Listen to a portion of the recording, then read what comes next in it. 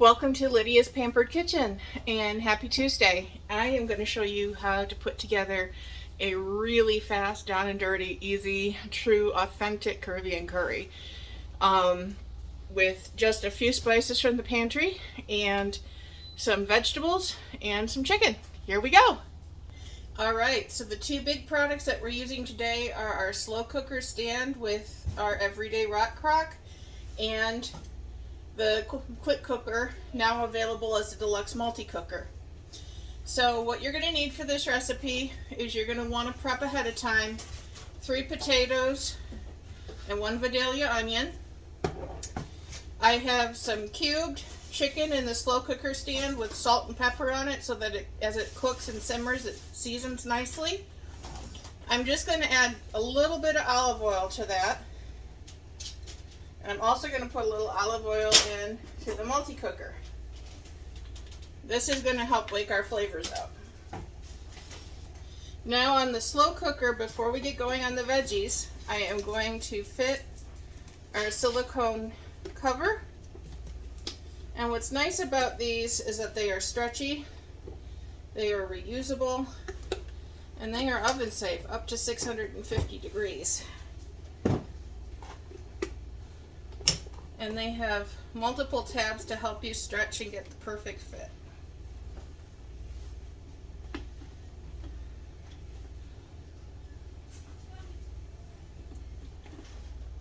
So now we're covered. We're going to put this on high.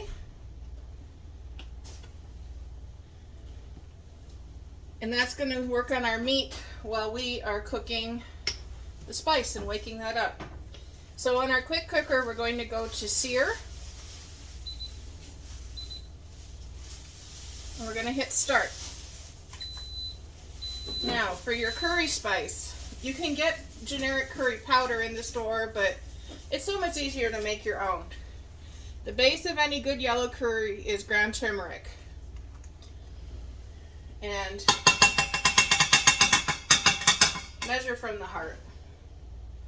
I'm putting a good amount of each of these spices because the more flavor, the more fun.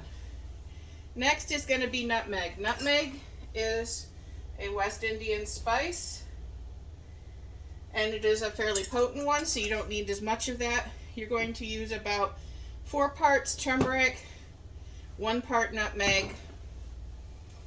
We're going to use half a pinch of ground clove, also another Caribbean spice, also very strong.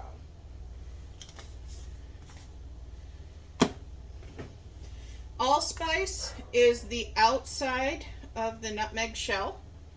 You will also hear it referred to as mace. It has a slightly different smokier flavor, so we're going to use 1 part of that. Cumin. Cumin. It's a nice roasted seed and it's delicious. It gives it a nice earthy, smoky flavor. You're going to want 2 parts cumin. A little smoked paprika. Not necessarily a West Indian spice, but it'll deepen that color and give it a nice flavor.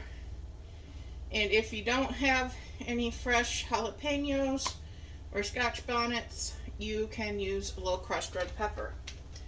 Now, why am I adding this directly to the oil? I am adding this directly to the oil because we want the spices to wake up. And the warmer they get and simmer in the oil, the darker brown they will become. I'm going to move the camera. Bear with me, I'm still a budding videographer, but oh man, you can smell that smoke. Oh, it's beautiful. See? Getting all nice. It's picking up in the oil. You can see it bubbling. Those spices are waking up, and if you could smell my kitchen, it is incredibly fragrant right now. So the reason why I am doing the meat separately from the veggies and the spice is that the meat is going to release a lot of juice and stock, which will give it some wonderful flavor. but traditionally East Indian curry is vegetarian. So they would see it as an abomination. If you go down to the West Indies, Jamaica, the Virgin Islands, Trinidad and Tobago, this is the type of curry you're getting there. You see how it's nice, bubbling, sizzling. You see the spices waking up. You can see them rising. Now is when we're going to add our veg. So turmeric is incredibly good for you. It is a natural pain reliever. It is thought to improve brain function and help reduce the risk of Alzheimer's. And you're just going to coat your veg here in this amazing spice on the sear function. And just let it wilt down a little bit. You don't want to cook it all the way through.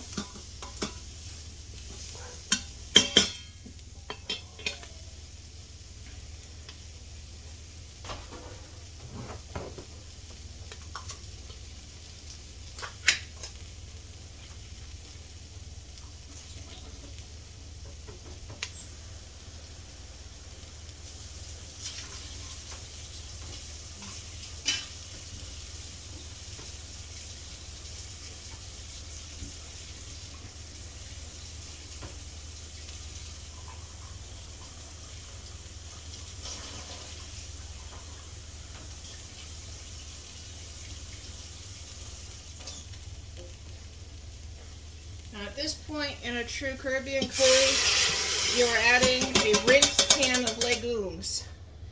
They usually like pigeon peas, chickpeas. I happen to have black-eyed peas on hand, so that's what we're using today.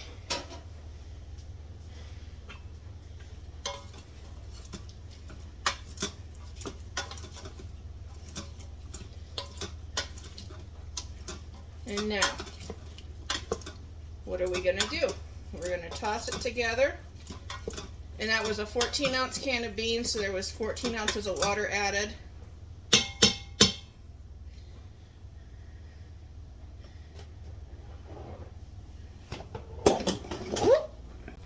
Now that we've got our veg and our spices and they're waking up, you can hear it starting to sizzle a little bit. I have pre-rinsed 3 cups of brown rice.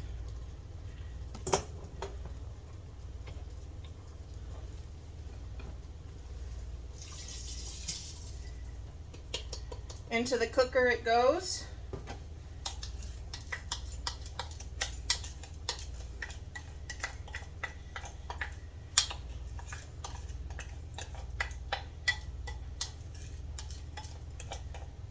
I'm going to add 1 full bowl of water.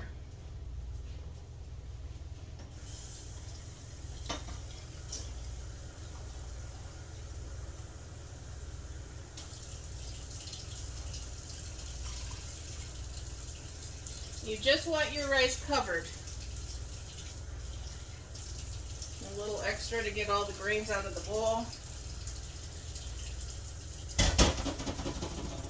So the other nice thing about this pot is that there is a fill line, and we are slightly below the half fill line.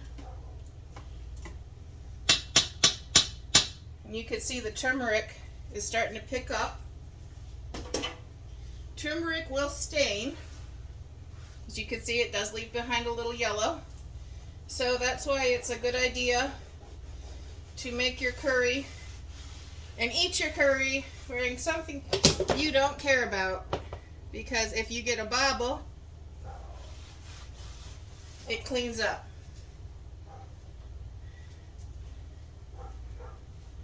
So now we're going to put our lid on.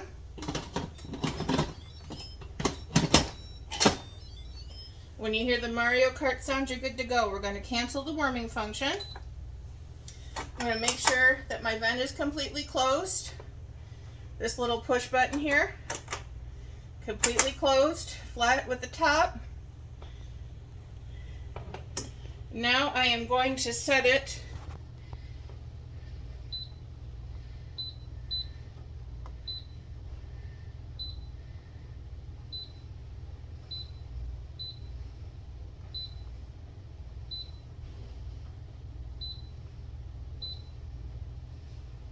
To beans, I'm going to add thyme. You can always go up on the preset time. You can go down on the preset time. I'm going to set it for 60 minutes because I added potatoes, onions, and a whole lot of rice. And we're going to hit start. This is going to pressure cook now for 60 minutes. And by the time that is finished, the slow cooker will have pretty much done its job and started working on the chicken. So this can sit and warm. Your chicken can be completely cooked, and in about 2.5 hours, when you are ready to serve dinner, your family can manja. Ciao for now. Have a great week. Cubby's anxiously waiting for dinner, but while he is, let's check out this amazing fundraising opportunity we can help you get this August. As always, Pampered Chef products available on my website.